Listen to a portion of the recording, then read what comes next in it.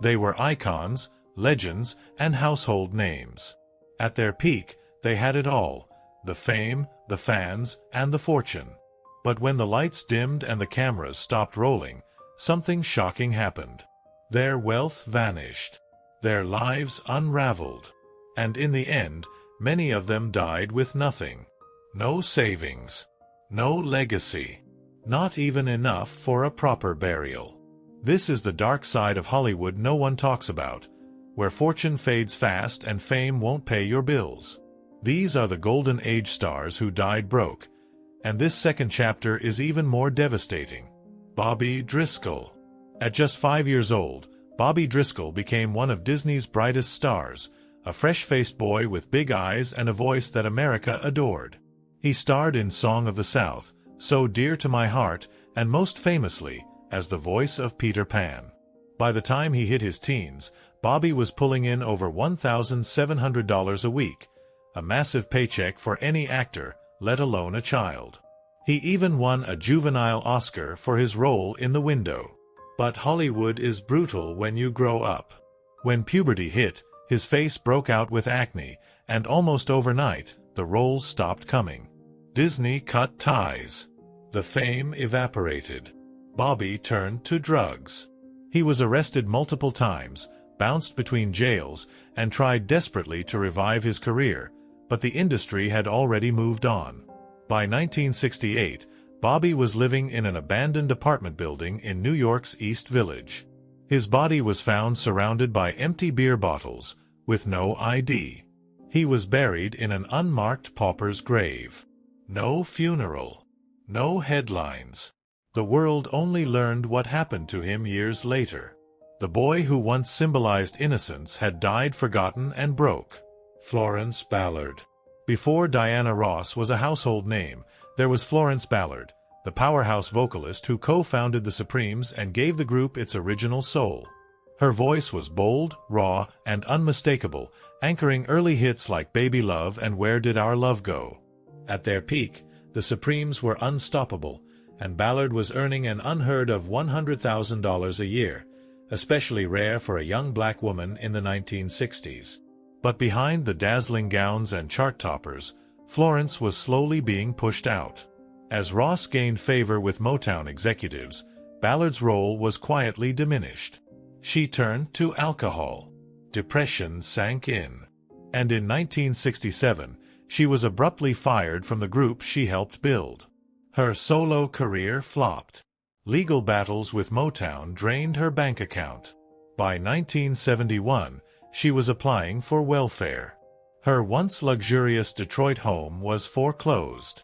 She was living off less than $400 a month, trying to support her 3 daughters. In 1976, Florence collapsed from a coronary blood clot and died at just 32 years old.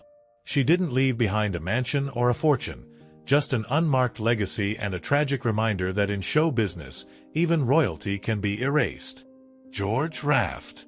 George Raft was the original tough guy, a gangster on screen, and some whispered, off-screen too. He rose to fame in the 1930s with hits like Scarface and They Drive by Night, and his cool, streetwise persona made him a Hollywood fixture. But what most people remember isn't what he did, it's what he didn't. Raft famously turned down roles in The Maltese Falcon and Casablanca, both of which catapulted Humphrey Bogart into superstardom. Raft's choices didn't just cost him roles, they cost him millions. Still, he lived like a king, spending wildly, gambling heavily, and supporting a long list of friends, family, and shady acquaintances. He was generous to a fault, but it came at a price. His connections to organized crime didn't help his reputation either. By the mid-1960s, the money was gone. Raft filed for bankruptcy in 1966, drowning in debt and back taxes. Roles dried up. So did his options. By the time he died in 1980 at the age of 79, George Raft, once one of the highest-paid stars in Hollywood, was barely scraping by. He had once ruled the silver screen, but in the end, he died in quiet financial ruin. Billie Holiday. Billie Holiday didn't just sing songs, she bled through them. Her voice was velvet wrapped in pain, and her haunting ballad Strange Fruit became a national reckoning. At her peak, Billie was the queen of jazz, selling out Carnegie Hall and earning $1,000 a week, a fortune for a black woman in the 1930s and 40s. But behind the smoky stages and slow-burning melodies was a life drenched in trauma. She was assaulted at 10, forced into prostitution at 14, and drawn to men who used and abused her. As the fame grew, so did her dependence on heroin and alcohol. Arrests piled up. She lost her cabaret card, which meant she couldn't legally perform in New York, the city that made her a legend. Crooked managers siphoned her money, record labels underpaid her, and slowly, the bookings stopped coming.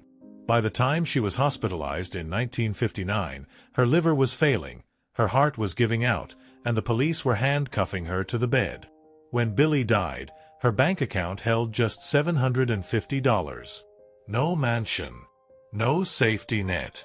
Just the echo of a voice that once moved the world, and a legacy built on sorrow.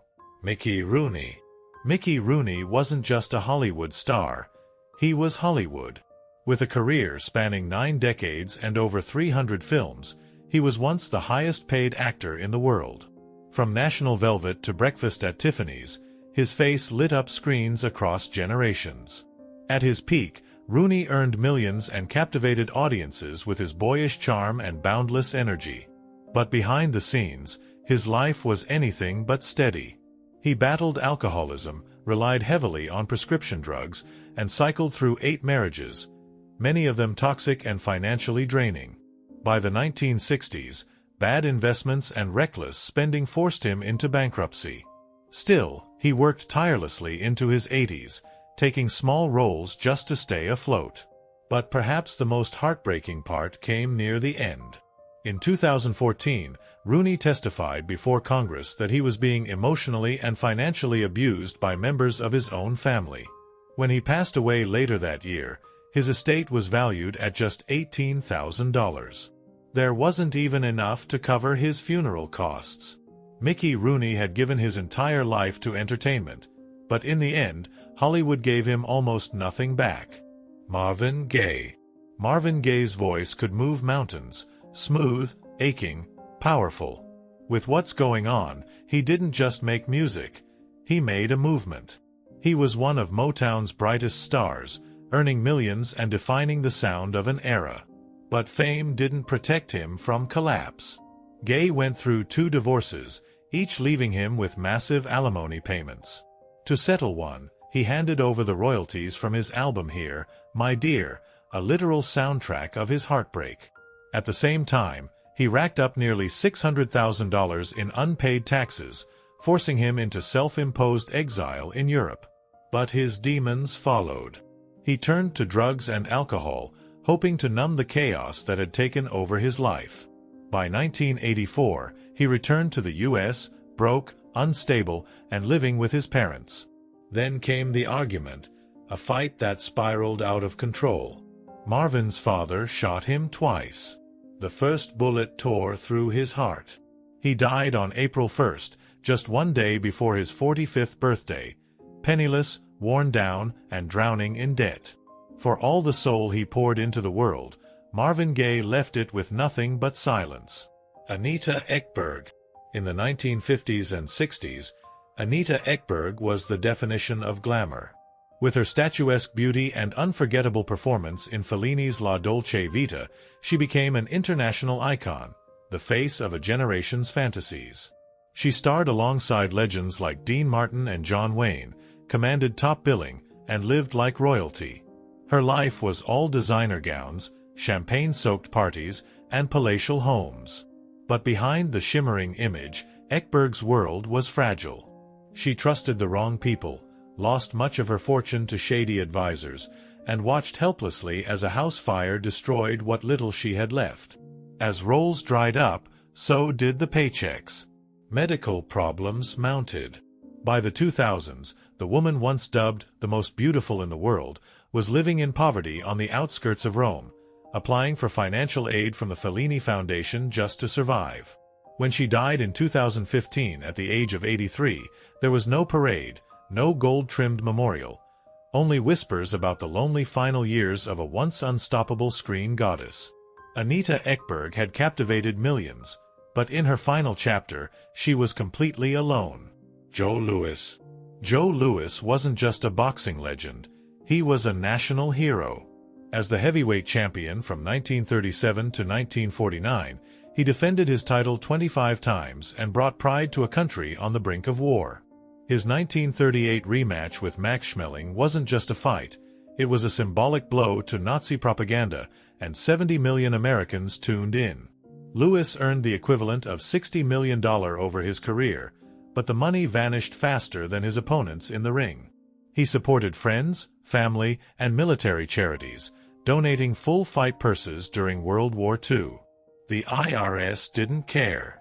They taxed him anyway, including interest. By the time he retired, he owed over $1.2 million in back taxes and penalties. His investments, a restaurant, insurance company, even an iced tea brand, all failed. In his later years, he turned to professional wrestling and worked as a greeter at a Vegas casino just to get by. Cocaine addiction and mental health struggles followed.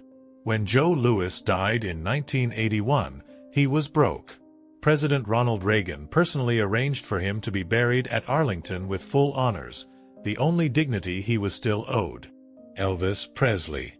Elvis Presley wasn't just a singer, he was a revolution. With a curl of his lip and a swing of his hips, he turned rock and roll into religion. At his peak, Elvis was earning hundreds of millions, starring in hit films, and selling out arenas across the globe. But behind the gates of Graceland, the finances were spiraling. Elvis lived like royalty: private jets, custom cars, endless entourages. Years of reckless spending, bad management, and mounting prescription drug abuse drained his fortune. When he died of a heart attack in 1977 at just 42, Elvis had only $5 million in the bank, and owed nearly double that to the IRS. The estate was drowning in unpaid taxes. His ex-wife Priscilla Presley was left to clean up the wreckage. She transformed Graceland into a tourist empire, eventually rebuilding it into a $100 million estate. But the cycle didn't end there. In 2023, their daughter Lisa Marie Presley died suddenly. $4 million in debt, with over half owed to the IRS. The Presley name had once symbolized American royalty. But behind the music and the myth, the legacy was buried under the weight of debt and tragedy. Meat Loaf. When Bat Out of Hell exploded in 1977, Meat Loaf didn't just top the charts, he carved out a place in rock history. The album sold over 43 million copies, becoming one of the best-selling records of all time. His voice was thunderous, his presence electric, and the world couldn't get enough. But behind the scenes, chaos brewed. In 1983, Meat Loaf declared bankruptcy. The cause? A brutal mix of addiction, financial mismanagement, and a legal war with his longtime collaborator, Jim Steinman. He was hit with 45 lawsuits demanding nearly $80 million. He lost his home, his publishing rights, and millions in unpaid royalties. Desperate to pay off debts, he toured relentlessly, often pushing his health to the brink. Somehow, he clawed his way back. In 1993, he released Bat Out of Hell 2, featuring the iconic hit I'd Do Anything for Love. It reignited his career and pulled him out of financial ruin. By the time he died in 2022, Meat Loaf had rebuilt his net worth to a reported $40 million. But it had taken decades of exhaustion and near collapse to get there. His story wasn't just about fame, it was about surviving the price of it. Burt Reynolds. Burt Reynolds was the definition of a Hollywood leading man: charming, rugged, and always in demand. From Deliverance to Smokey and the Bandit, he dominated the box office in the 70s and 80s, at one point becoming the highest-paid actor in the world. With fame came fortune: private jets, mansions, luxury cars, and a Florida ranch that became his personal kingdom. But Burt's spending was as wild as his on-screen persona. A costly divorce from actress Lonnie Anderson in 1993 was just the beginning. Add to that bad investments, unpaid debts, and a series of failed business ventures, and his financial empire quickly collapsed. In 1996, Reynolds filed for bankruptcy, revealing he owed over $10 million against just $6.6 million in assets. He was forced to auction off his beloved ranch, memorabilia, and personal belongings just to stay afloat. In his later years, he admitted to trusting the wrong people and spending money he didn't really have.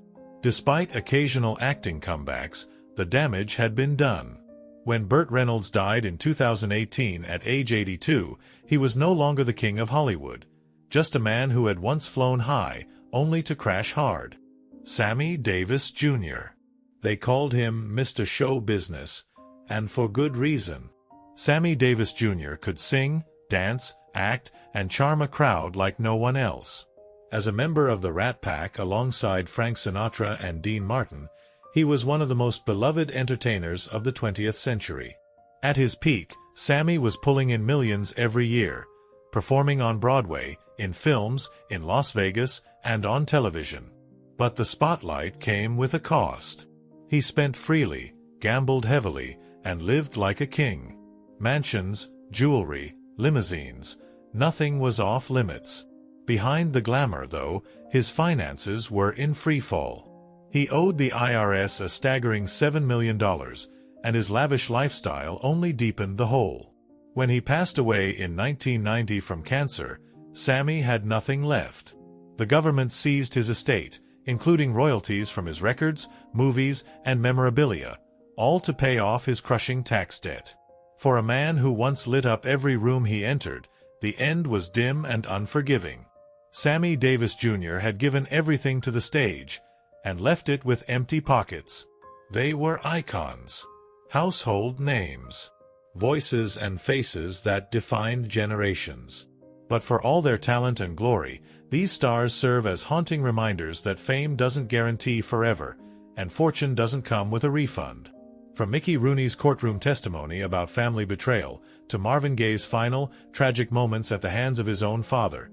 From Billie Holiday's haunting voice silenced with just $750 in her name, to Sammy Davis Jr. performing for sold-out crowds while secretly drowning in debt, each story reveals how quickly the dream can collapse. These weren't background characters in Hollywood's history, they were the main attractions. And yet, behind the limos, red carpets, and gold records was a brutal truth. Mismanagement, exploitation, addiction, and betrayal don't care how famous you are. In the end, they all shared the same ending, not in the spotlight, but in silence. Forgotten, broke, or buried under debts they never saw coming. And if you thought this list was heartbreaking, wait until you hear what's coming next. Because in Part 3, we're diving even deeper, into the names you never thought could fall, and the secrets that followed them to the grave.